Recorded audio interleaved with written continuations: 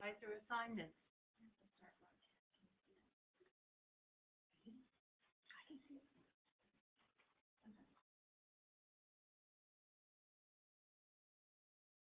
Okay, Christina Garpaton and Liz Hall from the advising team here at the SIS Project. And we also have with us Lisa Feldman, the training team lead, and Tamara Lawson, and myself, Janet Guastavino. Our agenda for today is an overview of the SIS project,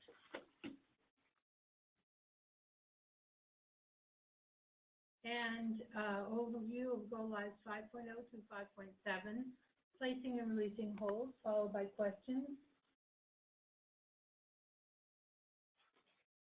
And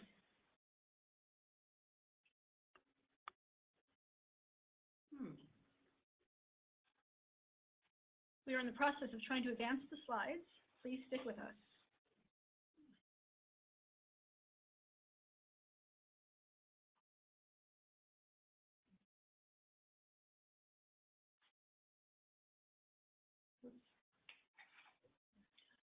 Okay, we can see the next slide now. Thank you. Okay, great. Sorry about that. Placing and releasing holds, followed by questions, and advisor assignments, also followed by questions. Before we begin, when you want to ask a question, click in the question text box on the right side of your screen.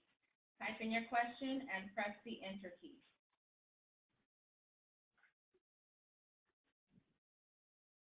You're still having trouble advancing the slides.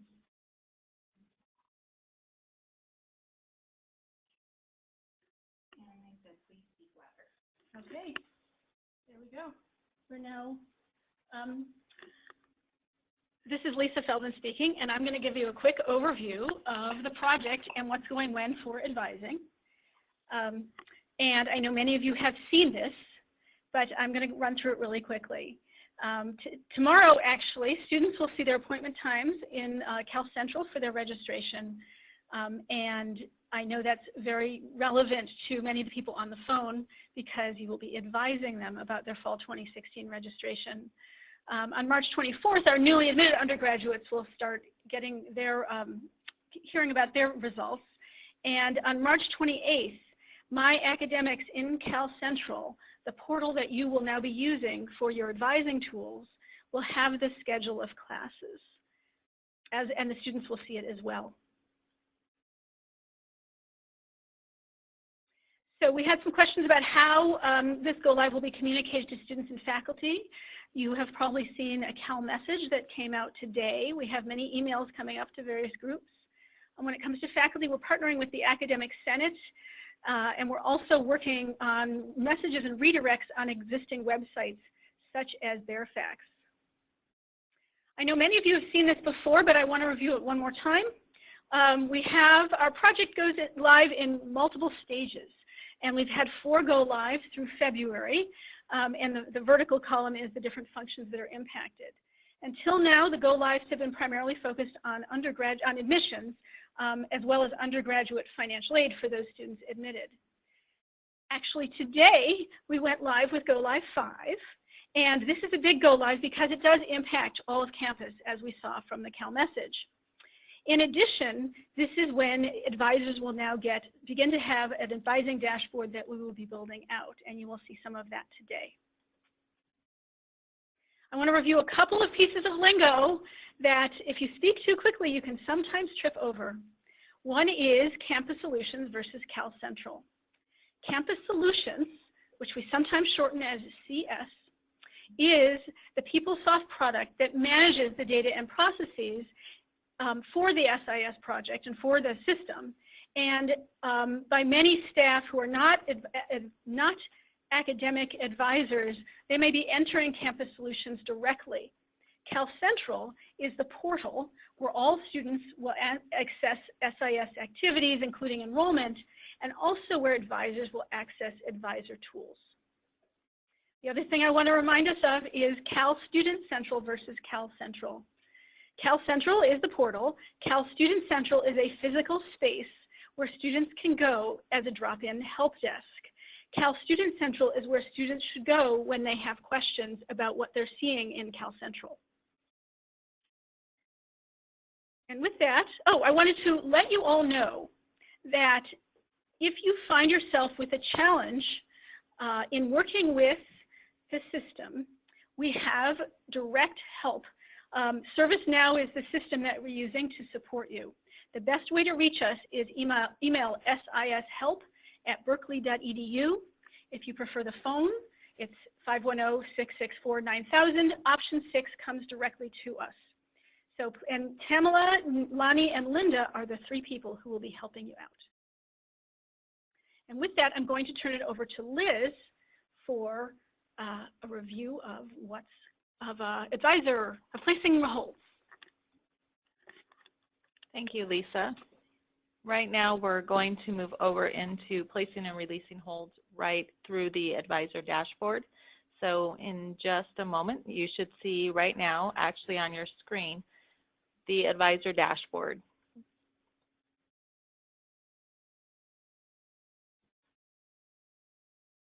In the advisor dashboard, you have an advising resource card that's to the far right that will contain several deep links, some taking you into, actually all 4 of them taking you into Campus Solutions.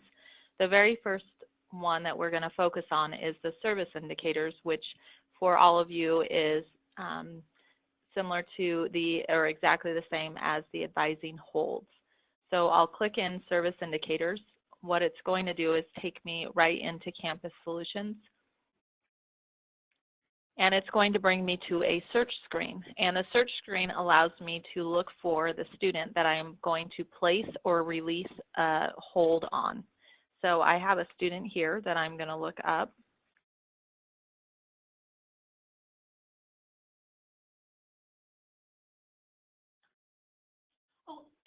As we go into this, as we go into your dashboard, we want to remind you, please do not play along. This is real. What you have is actually really in production. So any holds you place will actually be real. So just to remind you, we are actually in a non-production mode, but you are actually live. Okay, we're here at the Managed Service Indicator page, and right now the student Daniel does not have any advisor hold placed on their student account. So I am going to go in and actually click on Add Service Indicator link, and it's going to pull open my service indicator code and reason, as well as when I'm going to start this hold. So the very first field is the institution. Just FYI, for when you're in Campus Solutions, there's 2 things. If you see an asterisk next to a field name, it means that that field is required to be populated. So if any fields that you want to populate, it would be those that are required. If you don't populate those required fields, you will not be able to save the data that you've input onto the page for the student. The second thing to note is that for some of you, the institution field may be blank, and that is because there are default settings in Campus Solutions that you can set up to default anytime there's an institution field on your Campus Solutions page. It will automatically default in what your defaults are, and it's user specific. So I've already set up my user defaults to populate institution field with UCB 01. If you want to set up your user defaults, that will be a separate session that will be covering some of the little tips and tricks of Campus Solutions. So for now, the institution is UCB 01. The service indicator code, I can perform a lookup, but there is only one actual service indicator code for advising, for advisor holds, and that is the B00. So I'll go ahead and select B00. You can certainly type that in instead of having to perform a lookup.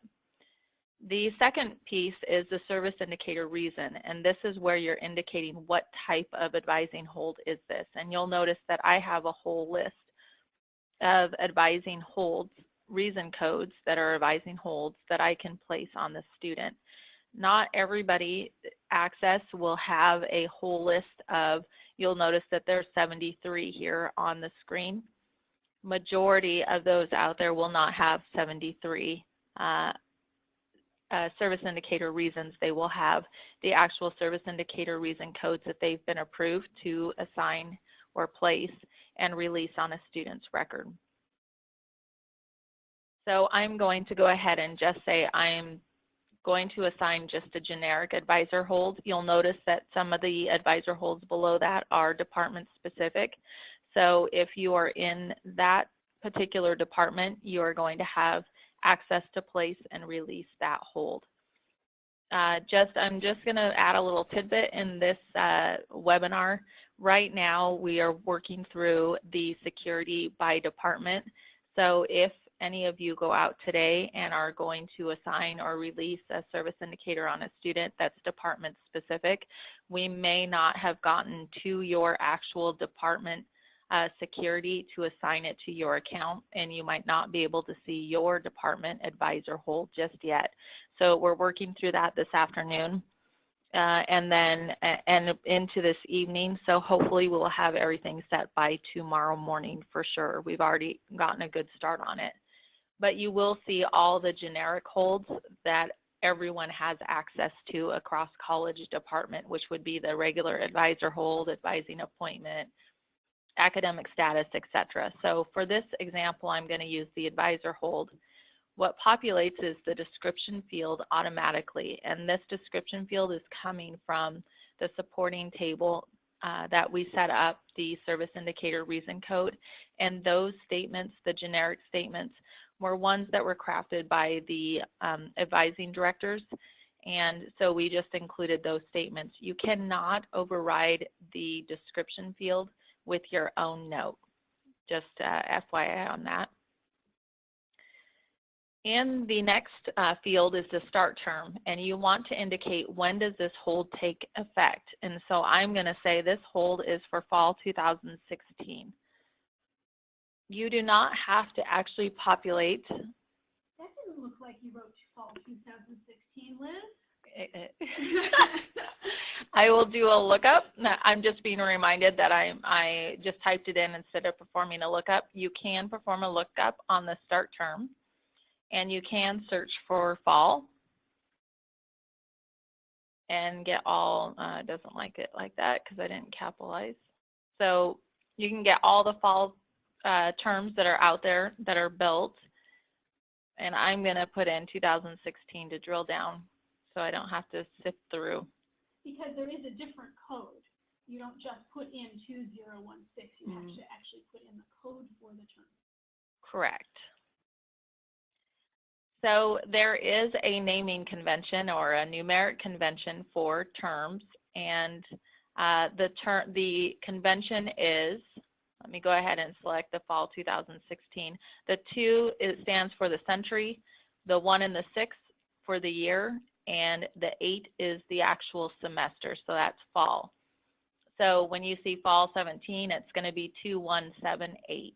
And then each semester has its own unique end number to reference the semester.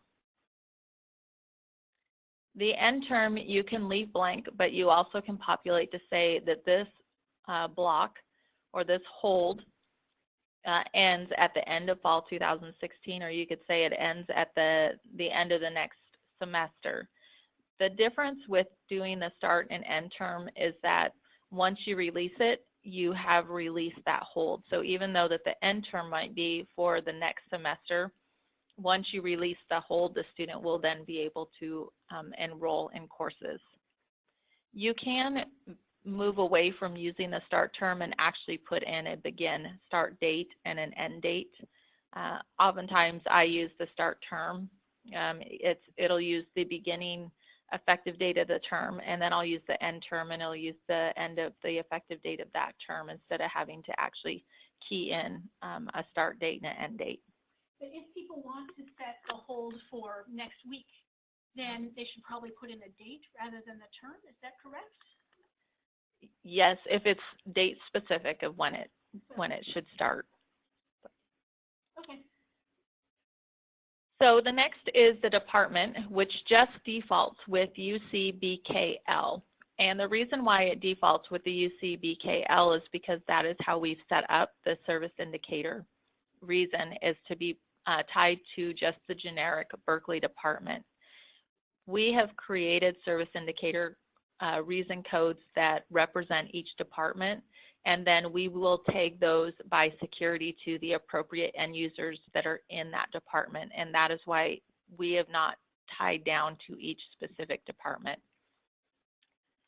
Reference, amount, and currency are all specific more so to if you are placing and releasing holds in financial aid or student financials. So maybe you're letting them know that their tuition is late, so you're putting a hold, or student records is withholding, well, wouldn't really be withholding a transcript. So it's more specific to financial aid and student financials, using that reference field to reference maybe the bill number so that the student sees that information when they're paying online or calling into the office to talk about what they owe. We will leave the reference and the amount and the currency alone and not populate it with anything. The contact information is not required, but you may put in the person's ID of who the student should contact, and that is what they will see actually in Cal Central in their student dashboard. When they look at their holds, they'll actually see the contact person name, not the actual contact ID. So if I did a search on contact ID and it's asking me to perform, to add in some criteria, because the search, there's so many IDs out there that the search takes too long to try and pull up all of the IDs, so it's best to put in some criteria. So say I just looked up myself,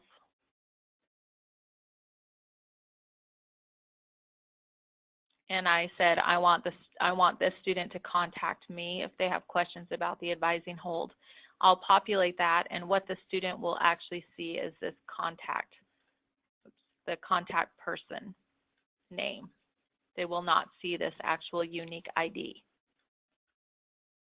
You may also populate the placed person ID, and it will give the name of the person that's tied to that placed person ID, but it is not required either. We do have an audit trail down here at the bottom, if you'll notice. So this user ID here, the 1086130, is specific to me.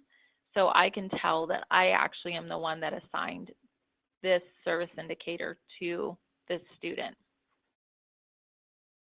Where it might be different, I guess, where you might see something different if you're looking at this page, is if we ran a batch process that mass assigned service indicators, you would see the generic ID of what we have set up for performing mass business or batch processes. You'd see a generic ID of user ID, but we might actually indicate, if you have indicated you want a specific placed by populated, we would actually run that in the batch process to populate it. So you might see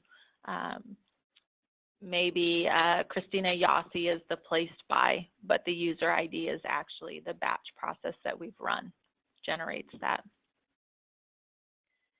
The contact ID, well, I'll loop back to the contact ID in just a moment. The comments field you can populate, that's free format text that you can populate and apply to the student's record, or you can leave it blank. This service indicator and the service indicator reason will prevent the student from enrolling in coursework until they have seen the advisor and the advisor has released the hold. So before, it was the advisors handed out an advisor code that the student used at the time of registration, and now it's solely with the advisor. So the student comes in, meets with the advisor says you're clear, you can now go enroll in coursework. It is up to the advisor to go into the service indicator and release that specific hold that would then allow them to enroll. So I'm going to click apply. When I click apply, it's immediate that this hold is placed on the student's account. and then I can click OK, and I'll go back to the summary of the student service indicators. So this summary is going to contain all the service indicators that the student has been assigned. So I was in here just yesterday looking, and I could see some of student financial service indicators that were already assigned along with the advising holds. That is placing an advising hold, and let me just talk real quick about that contact ID. Just so everybody is aware, right now in Cal Central in the student dashboard, if you do not populate that contact ID, the information that is shown to the student in their hold is the contact information is the student's own name.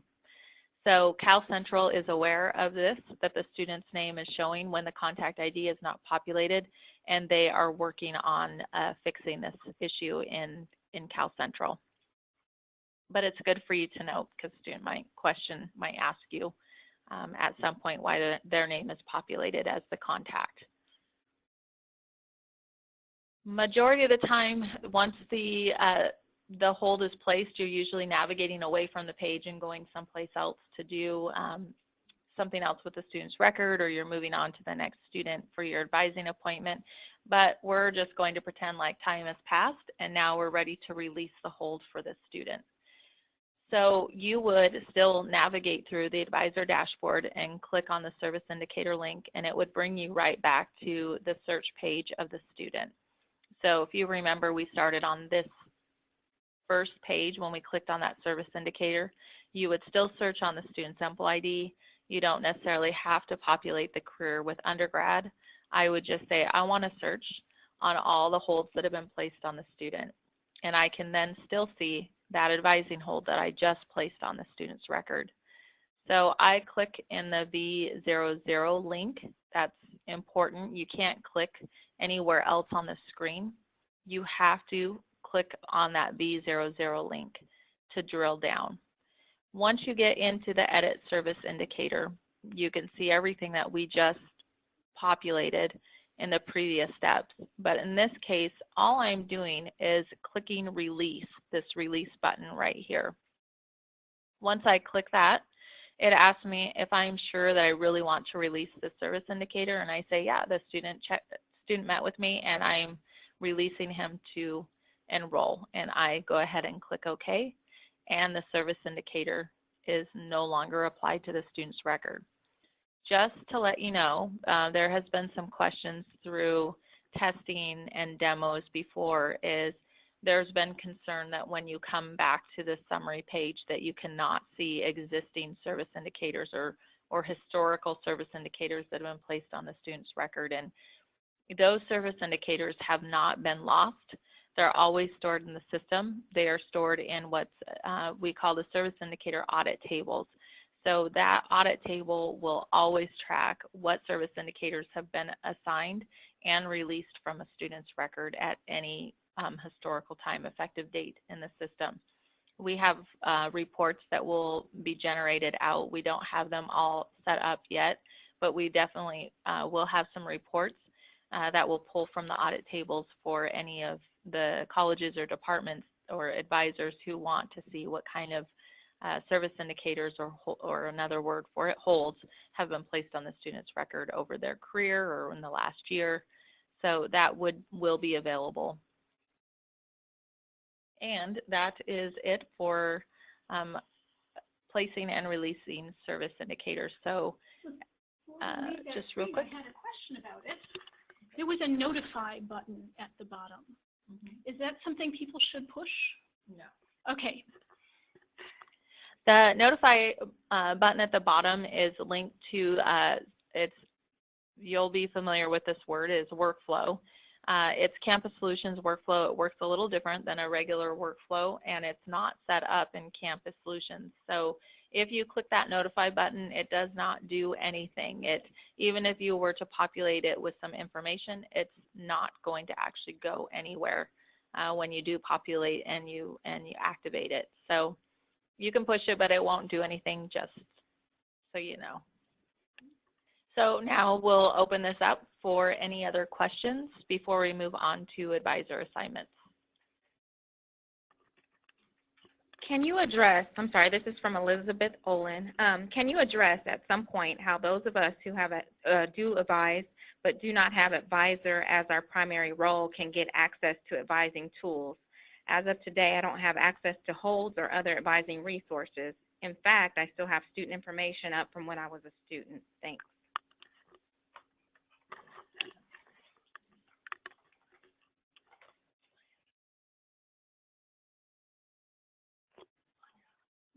We're deciding who's going to answer this for you. Okay, so just to talk a little bit about security, we're just covering who should actually answer the question between the two. There's a couple of us that have been working on security. Prior to the implementation, or through this implementation, prior to this go live, we started gathering how do we define advisors in the system to grant access to. And one of the things that was presented to us by our campus partner was that vice chancellors or deans would identify advisors in their area who are true advisors that need security access. So it was over a few month period where that information was gathered, not by the SIS project, but by out there in the campus community, by the deans and the vice chancellors on who are the advisors in their college and or in departments. And then we were provided that list. Once we received that list, then we started working on security access. So as far as if you are not on that list and you believe that you need security access as an advisor, the best thing to do for right now, because we don't have a form that really addresses the specifics of the advisor security, is go ahead and send an email to Christina Gakutan, and then we will start working on security access and getting the approval from the dean and the vice chancellor to give advisor security access to you. Thank you. Leah Flanagan would like to know, what date does the semester hold begin and end? Each semester is different based on the date, the begin date and end date. So every semester that's set up in term has a begin date and an end date, and I can't specifically answer what that begin and end date is unless I looked individually into each one of those semesters.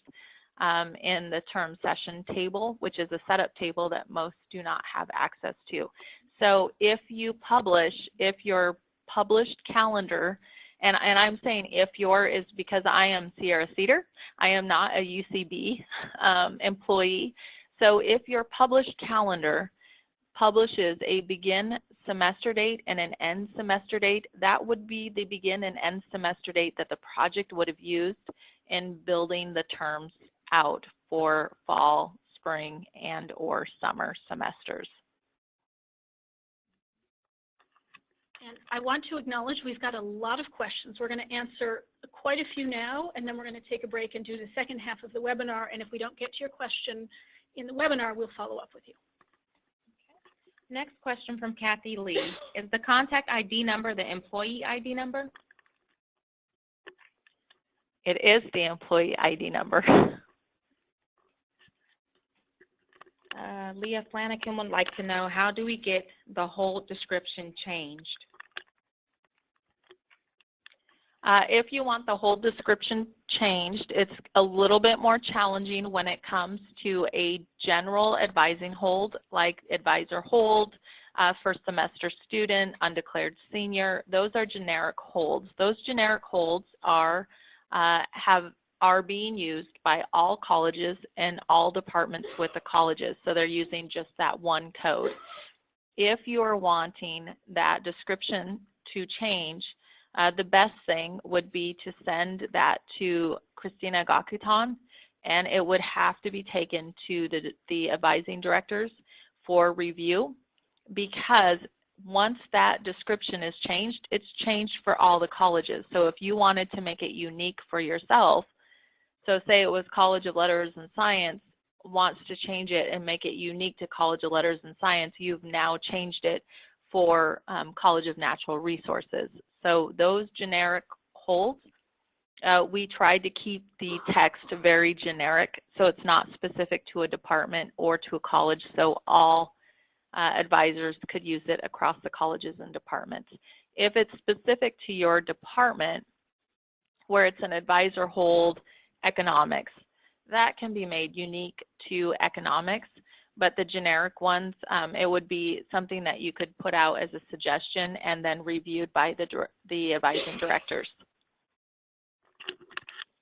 Thank you. Could you please explain the end date for the service indicator? You did not put an end date in your example. So the example that I demoed is just talked about that you do not have to put an end date in your end term. So you can put a start date, and you want to put a start term, at least a start term or a start date. You at least want to start that. But as far as your end term and your end date, you are not required to populate that with a value. And that will default behind the scenes to end of time pretty much. So it won't expire the service indicator. And then once you release it, it releases the hold. Okay, so Mackenzie Moore asked or stated, I entered a real life student who has an advisor hold through her department, but there was no release button. When you clicked, when you added it, I guess for me, I don't know if I can answer without asking a question, without actually seeing how you added. When you add in to the student's record and you hit apply and then hit OK, I guess I should start. Let me start back. If you're assigning the service indicator to the student, a real life student using your department, and you are on that edit service indicator page, which I don't have it open, they still have the PowerPoint open, there will not be a release button in the upper right when you first add a service indicator code to the student's record. Because you're adding a service indicator, you're not releasing it, so they do not show you the release button. Once you hit apply and you hit OK and you go back to the summary screen, and then you click the V00 to get back into the edit service indicator, that release button will appear in the upper right, and you can click the release button. And then it will ask you if you want to release it for sure, and you say yes, and it releases the hold. So I guess I would just walk through the steps again and make sure that you left the service indicator page once you added it for the first time, said okay, go back to the summary, go back into your service indicator, and that release button should appear. Quite a few people have asked about batch advisor holds and batch removing, whether it's by majors or departments, or if advisors want to do it in batch. Can you review that, please?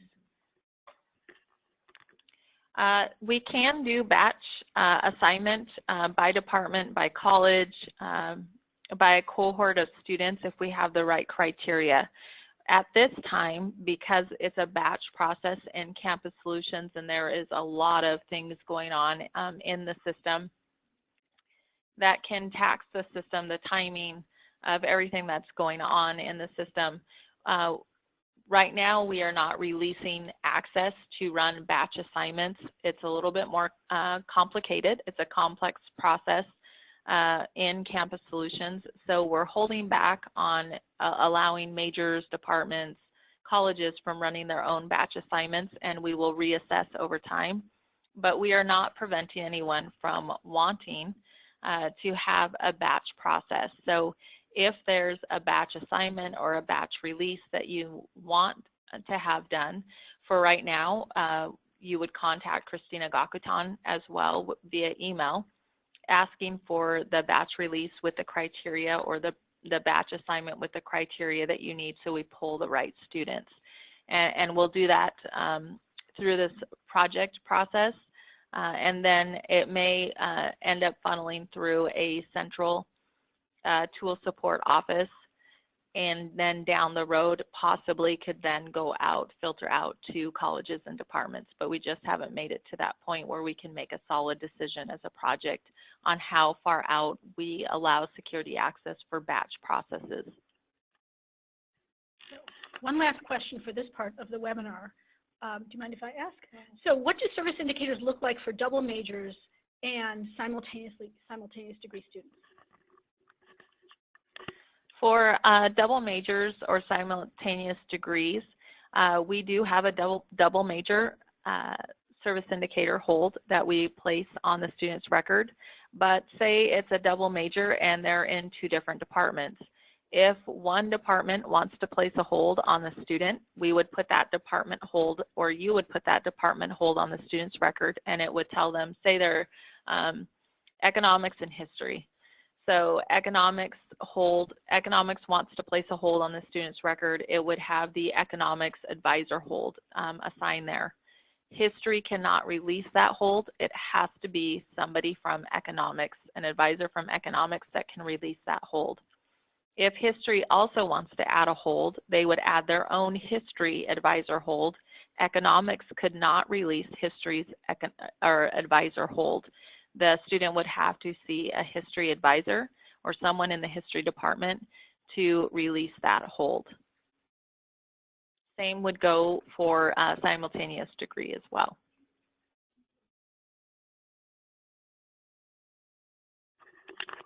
Now we're going to go to the second part of the webinar, which is on advisor assignments. Okay, so you're stuck with me again for advising assignments. So we are at the advisor dashboard again, and I am just going to go right under service indicators to advising assignments and click on the link. And it's loading the page. Just to let you know, we are not in production ourselves. We are in a non-production environment that just was refreshed this morning. So it's working itself through, caching the pages as we speak into this machine that we're using. So it's moving just a little bit slower than it typically does. When you're in the student advisor, you are taken to a search page, and you can search on the student's ID or their last name, first name. The good news for me is that also in my user defaults, I have turned on Carry ID, so it carries the student's ID over from another Campus Solutions page. So for most of you that are in production, it will be blank, possibly, and you'll have to populate the ID or search on last name, first name. Excuse me. One thing to note that I always like to say in a training is that when you are on a search page and you have these include history box down below, most of you, if not all of you, will not have the correct history checkbox. You will just have this include history checkbox. Always turn that on. If you forget to turn on the include history, once you get into the student advisor page, you still have the option to activate the include history so that you can see all the information on the student's record, and we'll see that in just a moment. So I'll click search on this student. This student does not have an advisor assigned to him yet. And what will appear is the student advisor page with academic institution, of course, populated with UCB 01. The effective date is going to default with today's date. The advisor role is going to default with advisor. And then the advisor number will also default for you with the next available number. The career you can key in or you can do a lookup. And what will occur when you perform a lookup is it's going to go out to the student's record and say, what careers does the student have on their record? And this student just has an undergrad. So we'll select the undergraduate career. And then I'm going to do a lookup on their academic program. And it's also going to say, in the undergraduate career, what programs does the student have on their record, what colleges? And the student is a letters and science So I'll select the academic program. Then there's the plan, but you'll notice that the asterisk stops at the academic program. So you could not populate the academic plan, and you could just assign an advisor to the student's college, their program, instead of down to their plan. For this student, though, I am going to say they are in, and I don't know what major they're in yet. They are undeclared. So I'm just going to select the letters in science undeclared, and then now I'm going to assign an advisor to the student, to Daniel. I perform a lookup. If you know the academic advisor EMPL ID, if it's your own and you're assigning yourself to the student, you could key that your own EMPL ID into that field, and you don't have to go through this search. So I am going to just use Christina Yossi as an example for an advisor.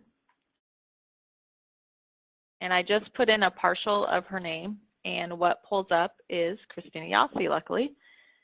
To the left, there is a select button. That is what you will click on to select Christina as the advisor.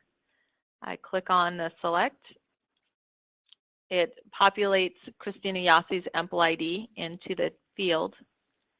Then there is the option of saying advisor percentage. This is a free format field. It's not required, so you can populate it if the student had 2 advisors and you wanted to indicate that 50% of the time the student is going to be with this advisor and 50% of the time is with the second advisor. You can, but it's not required. The committee field is grayed out, and it's grayed out until you click on the Advised by Committee checkbox, and then it activates. Just know that clicking on that Advised by Committee and having the committee field be activated, there is no supporting setup for committee, so you cannot populate committee into the student's record. So really there is no reason to do Advised by Committee checkbox because there's no supporting setup. I know that for those who are out there that do graduate advising, you do use committees, and there is a modification because this committee function here in Campus Solutions does not meet the needs for the graduate career student in gathering the committee information. We're developing a modification right now to the system that allows you to gather more information on committee. So we will not be using the committee field here in the student advisors to capture committee. The must approve enrollment flag, the must approve graduation flag, and the graduation approved flag, those are, or checkboxes, those are communication only. They're just information only. It doesn't mean that the student is going to be stopped. For example, so say I turned on that Christina Yossi has to approve graduation. Just because I turn that on does not mean that that the degree clearance staff can't post Daniel's degree until Christina Yossi approves his graduation.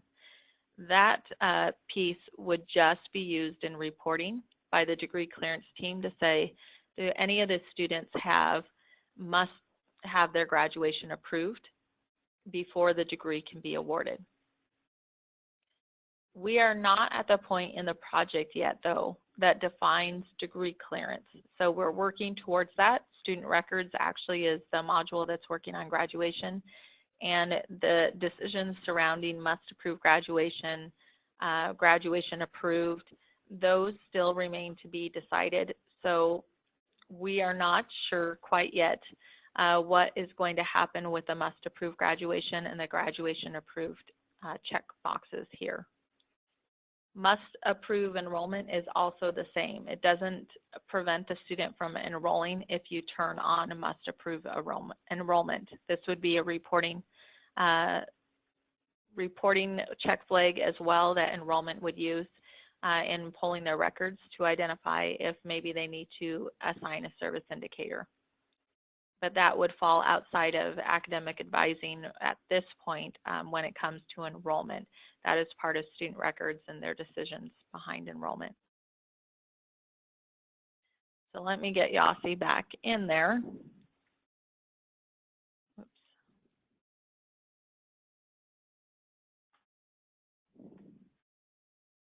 Once I've added the advisor, I'll go ahead and save. The second part of the demo is adding a second advisor to a student's record. And say I am still in Daniel's record and I'm going to add a second advisor. Do not add the second advisor at the top level row. So you'll see two plus buttons, one at the very top and one right below it. The one at the very top is for effective dates. So right now I'm saying on today's date, Christina Yossi is the student's advisor. Say on today's date, I also want to make Christina Gakutan Daniel's advisor. I would not add in a new effective dated row here because I'm still on the student's record. I'm still in that student's record in the student advisor. If I had left this component and I came back, so if I left the student advisor page and then I said, oh wait, you know what, I forgot to add the second advisor to Daniel's record, when I access the student advisor page, I would then have to add a new effective dated row, and I would have to effective date that to tomorrow because today's date is already being used. I'd have to effective date it to tomorrow and then add the second advisor. So because I did not leave the student advisor page, all I have to do is go in at the advisor role level and just click the plus button.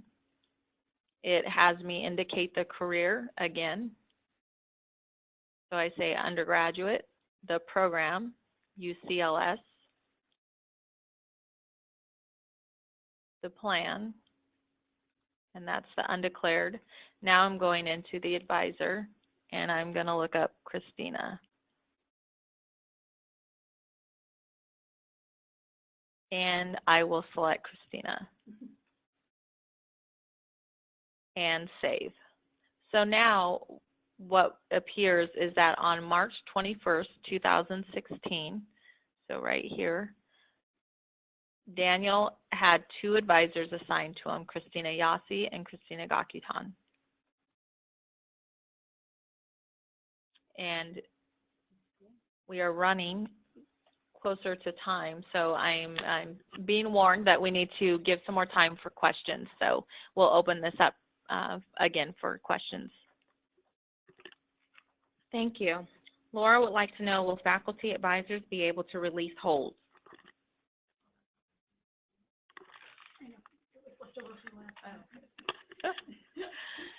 If faculty advisors have been identified as eligible to release holds, they will be able to assign and release holds.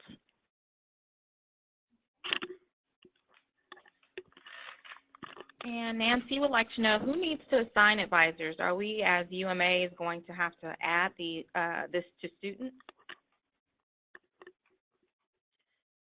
Eventually, and I say eventually, right now we're working on a modification that defines advisor types. Instead of just defining that you're an advisor, it defines if you're a college advisor, a major advisor, a faculty advisor. So we are working on a modification right now that will go in at the latest in Go Live 5.3, which is the end of April. Once that modification has been applied into the system, we are going to run a batch process to assign students to advisors. What will then happen is over time, as students change majors, declare majors, we will run this batch process. We'll just schedule it to run, and it will look to see if they need to change a student from one advisor to a different advisor. What advisors out there on the campus community will be doing is maintaining the table as far as say a student's in your office and maybe they are a drop-in and they're not assigned to a specific advisor, or they want to change their advisor to you, you will have access to go into that advisor assignment page right then and update it and assign yourself to the student, or make a change and remove an advisor from a student. So we plan to make sure we have some batch processes that support the bulk, but there will be times where you will want to get in there yourself and make individual changes to the student's record. Thank you. A lot of people had questions about batch assignments, so now we understand it will be 5/3, which is that June? End of April. Thank you. Catherine would like to know, can you show us what kinds of advisors are listed in the pull-down menu under advisor role?